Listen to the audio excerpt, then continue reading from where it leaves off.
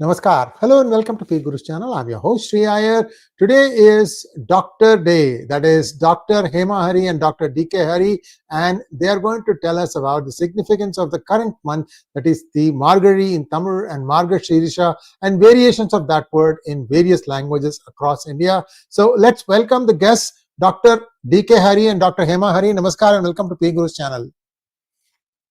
Namaste. Namaste to all the viewers. And wish you all a very happy Margashirsha Margazhi month, a beautiful month, which is called the best of the months. And you've already started, you've given me a lead already. Why is it the best of the month, sir? It is not Hari saying it, or it's not Sree Iyer saying it. It is Sree Hari saying it. It is Sree Hari saying it. That is very nice pun. It's not Hari saying it or Sree Iyer saying it, but Sree Hari himself saying it. That is Bhagavan Shri Krishna. In the Bhagavad Gita, 𝗤𝗘𝗙𝗍, he very clearly says, among the months, he is Margashirsha month. I'll just share that shloka with you. It's beautiful. It's part of the Bhagavad Gita 𝗤𝗘𝗍 itself. Hema is sharing it with all of us to see. We have a lot of viewers joining in. Let's appreciate the beauty of the Kasamalai that Dr. Hema Hari is wearing. It's a beautiful work of art. You. Yes, it's my mother-in-law's. Yes, At least valuable. It is at least probably 50 to 70 years old from when it was made. It's like a heirloom antique piece. Nice, nice. Yes. So we'll just show you that particular shloka from Bhagavad Gita, which says about this aspect of Margashirsha, and where Krishna says he is Masanam Margashirsha. So Margashirsha, he says, I am this month itself. See, it's very interesting. He says, I am this month. So now, what is so special about this month? That is what we need to see. Because which month is Krishna born in? Which month is he born in? Who? You asking me? I'm ignorant, sir. So he is born in the he is born in the months of the monsoon rain. Oh, that's why the river is in spate. And okay, got it. Yes, obviously, all that. So that is in the Ashad month. Okay, but he doesn't identify himself with the birth of his month. That is what is need to be noted here. Instead, he identifies himself very clearly in this verse as being, he himself is the month of Margashirsha. Beautifully. So there's a and everything he says in the Bhagavad Gita 𝗤𝗘𝗍 is measured and has been validated through the 5 millennia that has elapsed since. Now, having said that, so that means this is known all over the land of Bharatavarsha, that among months, Margashirsha is the Uttishta month, is the best of the months. Why is that? Now let's come down, since you are Tamil, we are also Tamil, and a substantial part of the PGurus viewership is also Tamil. We'll take up a particular verse. This is said by a disciple of Bhagavan Shri Krishna, Kannadasan, the great poet, the Tamil poet, who actually in a song uses the same vocabulary of Madangalil Margazhi. Just play that clip for you for a moment, then get into the point. Are you playing the music from the song, from the movie? Yes. We could get into copyright trouble. Go ahead, play it. We'll deal with it later. Just play it. No, we're just playing for what? 20 seconds at best to highlight the point to the audience. That's all. That's a film where he clearly says Madangalil Margazhi, Malargalile Malligai. Probably Hema can just sing the one verse for you. So he says Kalangalil aval vasandam, Kalaygalile aval oviyam, Madangalil aval Margazhi, Malargalile aval Malligai. So he says amongst months, she is Margazhi. So he's likening his lover here to the month of Margazhi, and also the season of spring, just like Sri Krishna in Gita says. So Kannadasan has been inspired by the Gita, and he takes that and he finds these two things about the season and the month, and he attributes that to this woman who is whom he likes so much, who is also his solace. So look at the idea that is coming in. Now, why would that be the case? Will be the question. So you want me to put back the screen again? Okay, go ahead. Yes, please. Yes, we will. No, you took it off. You need to restart it. I just took the screen off from the panel. It was still there in the bottom, but now it is gone. You'll have to put it back. No, we were fine. We've stopped the share. Okay. Yeah. Go ahead. Yeah. You stopped the share? Okay, now. So the key point is across languages, as you correctly said at the beginning of the discussion, referring to this particular month of Margashirsha is used across the land, across millennia. But the key question is why? When we ask people, Yes. So when you ask people why, obviously what they say, because the season is more salubrious. So when you say, people say it's more salubrious, is that the reason, is the big question mark we're asking. Is it because of the salubrious of season? Yes, that's important, especially in a tropical country, a tropical place. That's important. Salubrious is important. But is that the sole reason? Have you ever thought of it? Sir, I am ignoramus. I have no idea. Please go ahead. So, see, Bhagavan Sri Krishna, in the Upadesa, he's talking about higher aspects, elevating the dialogue between himself and his disciple to the level of taking to the next level, because he is under immense stress, duress of having to fight his own brethren and his own family people. So obviously he's taking the dialogue next level. So in that context, what is the dialogue that is being brought in with regard to this specific mention of this month, Margashirsha, Margazhi, as to what is higher level of dialogue? And what is it that happens when all these months go around, be it in the North Indian calendar, or be it in the South Indian calendar, be it the East Indian calendar, West Indian calendar, Central Indian calendar, Bharat, all the calendars of Bharatavarsha, which number over 1,200 calendars. What is it we have? We have 12 months. Of course, that came in much later in the West, but we've been having this for probably 5, 7, 8, 9 millennia. But and we have names for specifically each of the calendars. What do they mean? What do they signify? So I would just like to present my screen a little bit here and then walk you through how we have named our months themselves. So let's just start from the basics. Okay. So we have the earth and the moon going around the sun, right? So as the earth goes around the sun, the moon is also going around the earth. And mind you, this exact motion has been described very beautifully in the Veda itself. We talk about heliocentricity from the West, having got this knowledge from the West very recently. But the Veda talks about the earth and its moon going around their father, the sun. Parent body. Parent body, sun. But what happens is, the beauty is, every time this movement is happening, on certain days, the moon is aligned. So when the moon is exactly opposite the sun is when you have a full moon.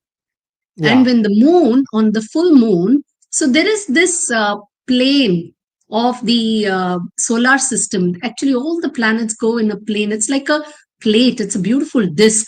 And you have a rim. On the rim, you have some stars. Overall, you have stars in the sky. But along the rim of that disk also, you have some stars. And these stars, so as the Earth and other planets move, they all come to align with these stars. Which is why when we see from Earth, we see the sun, we see the moon, we see all the other planets which are in between, traveling along a path of these stars itself, which is what we call as the zodiac belt or the Rashi Chakra. The Rashi, the word Rashi itself means cluster, group. So when you have groups of stars, so that's each one becomes a Rashi. So on every full moon, they identified about 27 stars. And so that on every full moon, when the moon is aligned against a star, you have a name of the month. The name of that star becomes the name of the month.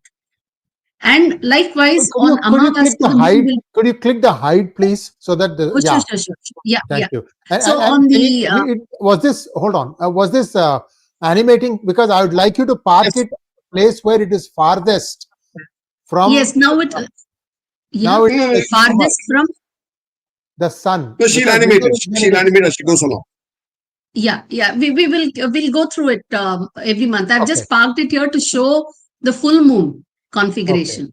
So you have the full moon here against a star, and the name of this star is given to that month. So while you have 27 stars in this path, the full moon happens against 12 stars. So these 12 stars give their name to the month. And on Amavasya, the moon will be on the other side of the earth. So if you look at it, in the middle of this motion, one particular day, the moon will be here on the same side as the sun. Actually, that's why you have the name Amavasya. They are together. Sun and moon are Vas. They are in Vas together. Vas, Vasan, Vasikaradu, reside, Sreenivas. So they reside together. So Amma, because Amma is where the child resides in. So Amavasya, when residing in with its parent body. And with Amavasya. So now look at this. Now next star. So this is actually Amavasya, and now the moon has come to the star 2. So this is the second month. In between was Amavasya here. So like that, 12 months are there, and each star gives its name to the month. So like this, we have this for the 12 months. Now, what is so special? So this is the zodiac belt Hemas drawn. So the Rashi Chakra, the 12 of them, they are clustered. So they're grouped together to form a Rashi. So you have the Aries, the Taurus, the Gemini, Cancer, Leo, Virgo, like that. You have the 12 of them, these 27 grouped into these 12. See, this perspective, what we have drawn and shown you, is not from the earth. This perspective is from beyond the solar system, beyond where Voyager has now traveled up to. So from that perspective, taking and showing you as to how our ancient Rishi Munis had viewed it from that angle and prepared this sky chart for us then. So we are only showing you in simple modern day animation what they had visualized millennia ago. With their minds. Actually, their minds have visualized it. That's why you call them Drishta, Rishi, seer, who have seen it with their mind. Now let's look at the aspect of a day, which we call a Tithi. So every day we say there is a nakshatra, right, for the day. So that comes because the moon is going around the earth. So even as it goes around the earth, every day it's aligning against these 27 stars. So that's how each day gets that day's nakshatra. Fine. So this happens, and the month, therefore, now look at it. So when it is aligned here against Aries, where you have Ashwini, so that becomes Ashwini. And Ashwini is here, but you have Chitra star here. So in Aries, so this becomes the month Chaitra, because the full moon happens on this side. So when you're so Margashirsha comes as see. So Karthika, Margashirsha. So every month, as the earth and moon move around the sun, on the background of the sky, you form the name of the month. So Margashirsha, Pushya. So Pushya Nakshatra. So in December, which is the current month, the earth, when you look at the sun from the earth, so earth is here, and when you look at the sun, it's aligned against Sagittarius. So this is the alignment. But when the earth is here, for the full moon to happen, the moon has to come here. Right. So that is when the moon is on this side, it is aligned against Margashirisha. Margashirish is a star, and this is part of the Orion constellation. So the Orion constellation is here, and therefore this alignment itself gets the name, the star gets the name Margashirish, and the month gets the name Margashirsha. So this is how this particular month in December, this is the alignment. Earth is here. From here, the sun is in Sagittarius, as you can see. And the full moon will happen when the star is aligned with Margashirsha. Now comes the beauty. What is so special about this particular alignment is Margashirsha. So what? Every month has got some alignment. So why is this so special? Now, where does, see, we come from our sun. Our moon comes from our sun. Our Jupiter comes from our sun. Our Venus comes from our sun. All our planets come from our sun. All our planets come from our sun. Where does our sun come from? Where is our sun actually? If you see our sun, in this particular galaxy, what we call Milky Way galaxy, which in the Indian languages is called Akashganga. It's a perennial, that's Ganga. It's in the Akasha, so Akashganga. In this galaxy, if you see our sun, you see our sun is shown there as a small dot. See, this Milky Way galaxy itself, there are many spiral arms. See, look, so many spiral arms coming. This is the hub. This is the center. This is the womb of the galaxy. This is Garbha, or like the mother. And this is from where all the stars keep getting produced, and this is the spot from where the galaxy has grown. That's a star factory, actually. And each of these arms have been given names. Now, in Western astronomy, we call this the Sagittarius arm, because the Sagittarius set of stars, the cluster that we see, you find them in this arm. Likewise, this is the arm in which our sun is there, and this arm is called the Orion arm, because the Orion constellation, the stars that form this, they are in this particular, they're located in this arm. So this arm is called the Orion arm, and our sun is in that particular arm. And then you have a Perseus arm, and so on. So each arm has got certain names. But here, look at this. This Sagittarius arm is between us. So when we say our sun, we are there along with our sun.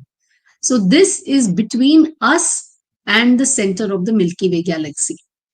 So when the Earth is on this side of the sun, and when you look at from the Earth, you look at the sun, you will naturally, in December, you will be seeing the Earth and the sun in alignment with Sagittarius, and it will be in alignment with the center of the galaxy. For the womb, the place from where our sun came forth.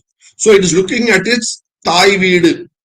It is mother's womb. It's looking at that. So when we look from the Earth and see the sun will be aligned against Sagittarius, which is aligned with the center, the hub of the Milky Way galaxy. And what do we call the hub of the galaxy in the Bharata Jyotisha astronomical firm? We call it as Moola.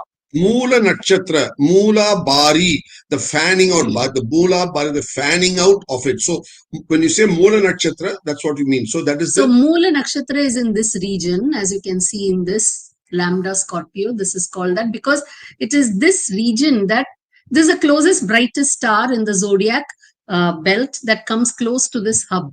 So that is why this star has been given the name Moola, because at the time of Moola, when the moon is coming with Moola Nakshatram, also then you're looking at the center of the galaxy. Such a beautiful visualization our ancestors have had, and what thought and what amount of science they knew to call this the Moola Nakshatra. So that's the star factory. So coming back to that visualization. So when the Earth is here in December, you're looking at the sun. The sun is aligned with Sagittarius, and this Sagittarius is aligned with the center of the galaxy. From where Sagittarius came, from where Orion came, from the Orion arm, the sun came, from the sun, the earth came, from there the moon came, and everything came. So we are in alignment with our great grandmother's womb. That is the womb of Parashakti of our galaxy. And this is nothing but it's also on the other side aligned with Orion, which is here. It comes between here and very close to the Taurus, in the Taurus region.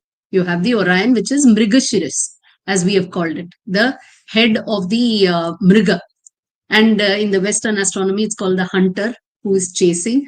So the animal. So here you have Mrigashirsha. Mriga is deer, right? Mriga is deer, right? deer. Yes. We have made a short film on Margashirsha, 3-minute film. You can share it with you if you want here. Sure. So the stars in this region in Western astronomy have been conceptualized as a hunter. We have conceptualized it as a mriga. So, I mean, but that's the point is here. We call it the Mrigashiras Margashira because it is aligned with this particular Orion constellation on this side on the full moon. But at the same time, the sun as we see it during the day is being aligned with the center of this galaxy. Now, now I'm just going to come out. We're going to show you the film on Margashirsha in a few minutes, but that's okay. Before, I'm going to ask you one question. Now you've seen all the alignments of the movements of the zodiac, and you have seen how everything moves. Now, if somebody tells you that we were taught that the earth is not geocentric only some 300-400 years ago. Otherwise, we thought it would be very, flat plate earth and all that. Will this whole idea even fit in then? The one phrase, Madangaliil Margazhi. Among the months, I am Margashirsha. I'm Margashirsha, as said by Bhagavan Sri Krishna in this thing. That means he knew the earth is to be round. He knew that the moon goes around the earth goes around the sun goes around its parent galaxy, and there were alignments. So there is something called the Orionum, the Sagittarianum. And that means what? So we are not only talking about heliocentricity, we are talking beyond heliocentricity.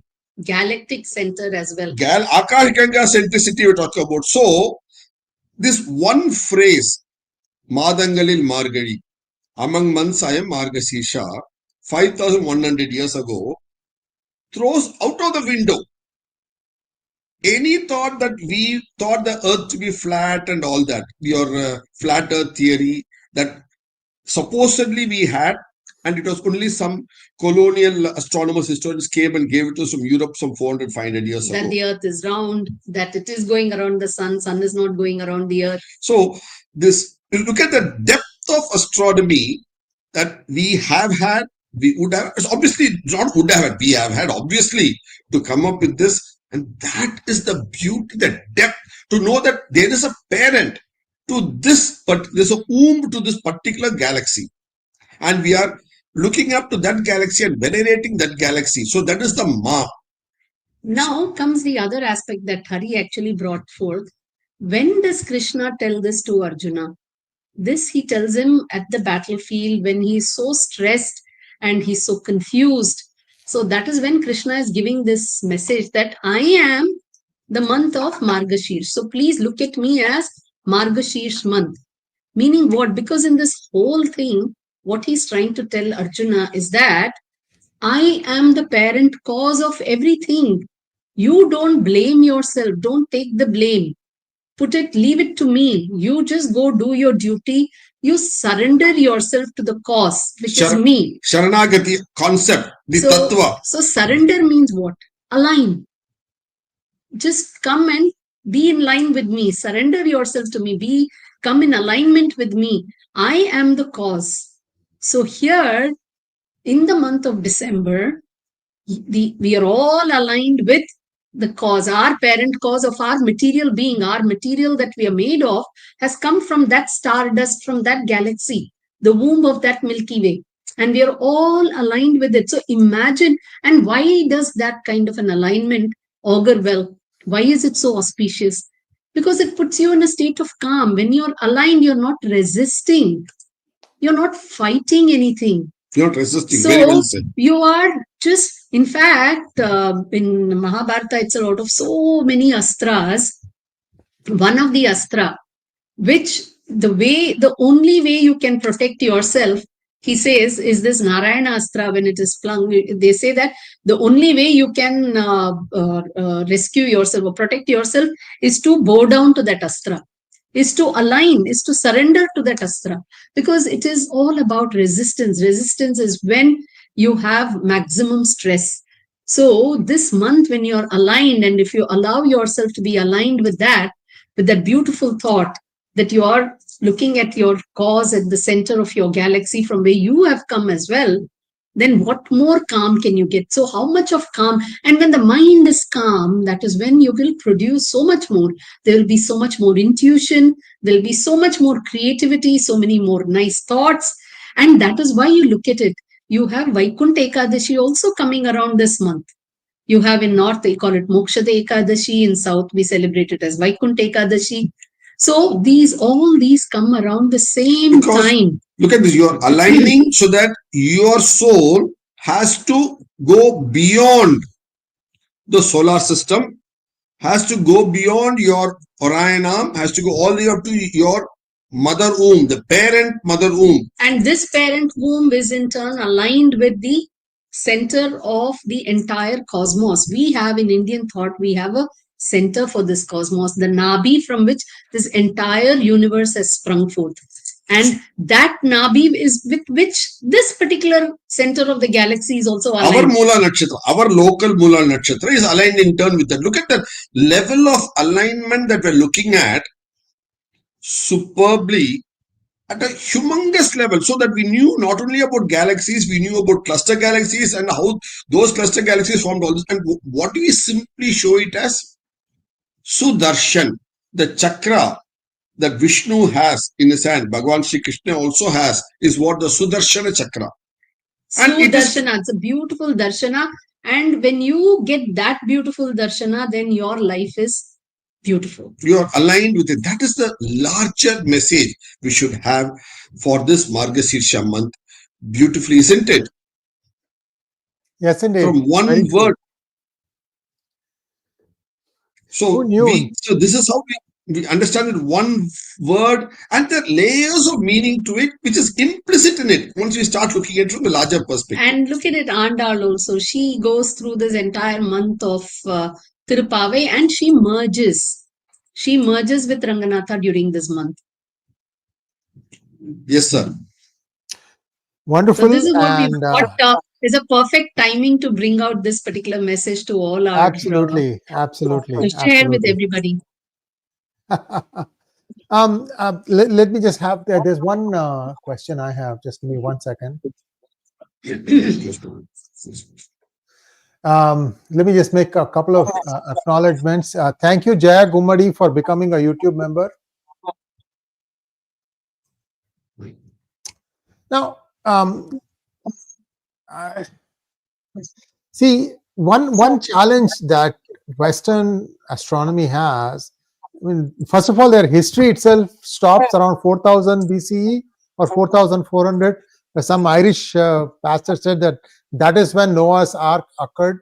So, for them to comprehend all these things, I'm just curious, because the Britishers knew about Sanskrit, Vedas and everything by early 19th century, like 1805, they had sort of settled down more or less across India. And then they kept coming across what is called as Kali Panchang. And it used to drive them crazy because people would talk to them about, so many years behind, and they were very precise. You would talk to a Pandit in Banaras, you will get the answer. You go to Lahore, same answer. You go to Kanyakumari, same answer. I mean, they used to go to, what the heck is this? How, what are these guys talking about?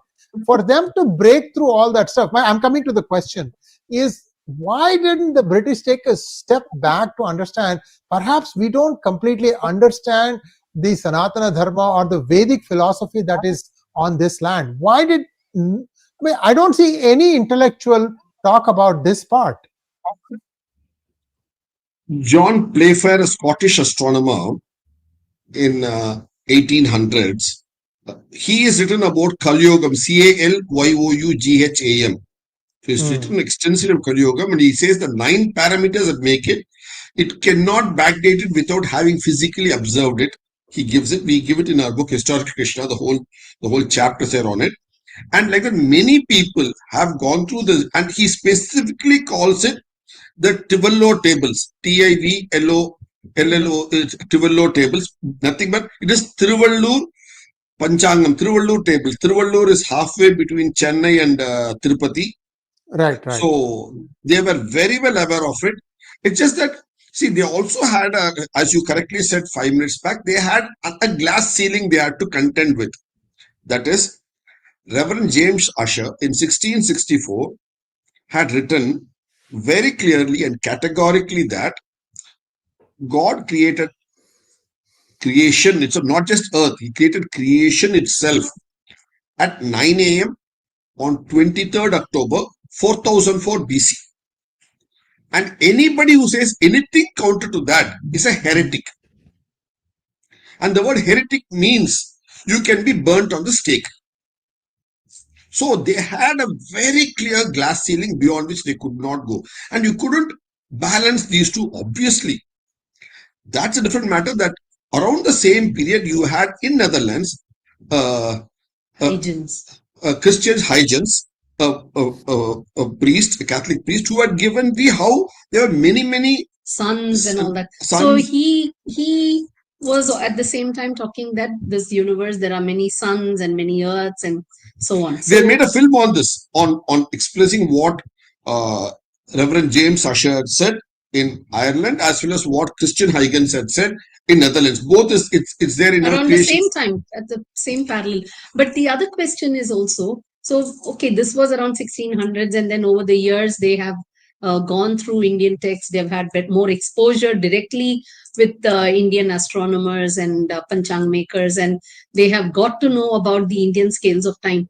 But again, so why didn't they accept it? So then you go back, see, this whole thing is not so black and white. I mean, it's a big circle. So you go back to the aspect that on the other side, you have people in the Hellebri College who are trying to train people that everything in India is supposed to be trash, because otherwise you will get influenced and you will not be able to administer India. Rule them. So irrespective of what information you find in India, and so even before you can find it, I'm going to tell you, and I'm going to tell you it is not worth it, it's trash. We did this about 4 sessions back for PGurus itself as interview. We did that. So those who want can always go back and revisit that interview where we're given again all the data for why did Hellebri College choose to do it so.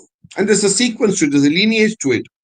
That also we've already given. And that mindset unfortunately continues, so that it permeates to this date. So that despite all this information which is there inherent, see, this is not explicitly available as a scientific postulate or a theorem. They are, however, you have to understand the layers of meaning in it to be able to get this out. So the importance of the Indian traditional way and traditions, because half this knowledge is maintained through tradition. It is the tradition of celebrating Margazhi, getting up early, doing all the 𝗟𝗡𝗏, or regarding the Dhanurmas, doing this 𝗦𝗘𝗐𝗏 𝗥𝗘𝗏. All this knowledge is coming through tradition, and calling the day, the month as Margashirsha, holding this Moola Nakshatra, calling the nakshatra as Moola, and therefore knowing what it means. These are all part of tradition. You will not find it explained in one Resnick and Halliday textbook somewhere. Now the point is, see, when Bhagavan Sri Krishna says among the months he is Margashirsha, you will have to obviously know about the non-geocentric, heliocentric, beyond heliocentric view. Then you must also know about the Orion arm, Sagittarius arm. You must also know that there is a Moola Nakshatra, Moola Bari, that's a veritable star factory from which we, the earth, is nothing but as she said, a astral dust. This earth is nothing but a star-speck dust in all the scheme of things. So unless we recognize, for that you must know the Sankalpa. Unless you know all this, you cannot decode it, because he said it in one single word and gone on. But we'll have to sort of see the value, the reasoning in it. But it's important to know that when he says it, Arjuna also knows it, because otherwise his saying is meaningless if Arjuna is not going to grasp the purport of what he said when he says, I am Margazhi. And both of these are meaningless if the people around didn't know what it means. So he knew, Arjuna knew, the people who are listening to Gita they were also in the know. So fundamentally what it is boiling down to, India is a beautiful example of how knowledge is best preserved through tradition. So tradition, it is only that sometimes, tradition may become, people may get locked in the tradition and may not see the knowledge. At those times, you need certain revival movements that can help you see the knowledge in the tradition so that you can continue to take these two together. You have to take knowledge and tradition. Without tradition, knowledge will fall. It can't sustain. See, you need tradition. Tradition is the public, is the mass. Knowledge is the small, exclusive thing which is there, which has to transcend only through tradition. Now, should recognize that when she says tradition quite a few times, you remember that song in the film Fiddler on the Roof, where he speaks about tradition. There's a particular song in the classic film called Fiddler on the Roof, where he speaks of tradition. He is trying to preserve the tradition. He's a Russian Jew. So there's a song called Tradition, Tradition, Tradition. Watch the song later. The point is, tradition in Indian thought is not to be limitedly misunderstood or limited to ritualism. Ritualism is different, tradition is different. They may have overlaps at best. Because many people, when they mistake ritualism to be tradition, they get too ritualistic. Yes, ritualism is important as a component of tradition. Tradition is a much larger canvas in which all these larger, see, it's like opening one more canvas. So the layers, like onion, you keep on unraveling. Each has a layer to it. But ritualism is one. The moment you say tradition, people constantly mistake it with ritualism. No. And knowledge is at the core of the onion. So only after you peel all the layers, and so there'll be a lot more people who will be in the know of the tradition, and then it becomes smaller. But then it is that core, those rishi who have seen all this and have given us this knowledge, which then seeps and permeates everywhere as tradition. See, Venkayam is very useful to unravel the layers of knowledge, ritualism, tradition, everything. So Venkayam has got multiple facets of use. And it's very relevant that we're talking about an onion. You take a cross section of the onion, it'll look like the galaxy and the universe and the cosmos, all spirals. True. Very true. And will make you shed tears in awe of it. See, what beats me is that in order to understand or even depict, there were so many historians from Britain that came. They had to understand Sanskritam, and once you understand Sanskritam, you cannot escape this part. You cannot escape that Kala Chakra. The concept of time itself is cyclical. I mean, interestingly, Dr. Hema and Dr. 𝗤𝗏𝗃, Judaism believes in time being cyclical, and Christianity is supposed to have derived from Judaism. Somewhere that part didn't come through, because in Christianity as well as in Islam, you think time is linear. You don't think time is cyclical. Very interesting. We'll keep for another day. Yeah, because the concept between the Occidental and the Oriental is one important aspect. One looks at it linear, other looks at it as cyclical. That's a big difference. See, these are two viewpoints. These are two contrary perspectives. And seeing that the universe is itself cyclical, obviously it's cyclical. That's all. It's not because the galaxy is cyclical, the solar system is cyclical. So it is. That's what the cyclicalness comes from. I don't know if you've heard of Dr. 𝗏𝗏𝗏, Robert 𝗏𝗏𝗏, 𝗏𝗏𝗏𝗏. You've heard of him, right? So viewers, look up Dr. 𝗏𝗏𝗏, 𝗏𝗏𝗏𝗏 on YouTube. You know why? Because he could figure out what he was in his previous birth. And his father was still alive. He came from America to India, sought out his father, and started telling him what he was as a child. So the fact that reincarnation happens is proven through his life history. Just take a look at it. Very interesting personality, Dr. 𝗏𝗏𝗏. And so I'm sure there were other reincarnations too. I'm just curious how. I mean, this is proof hitting you in your face, and still to put up a stoic face and say this is all bunkum.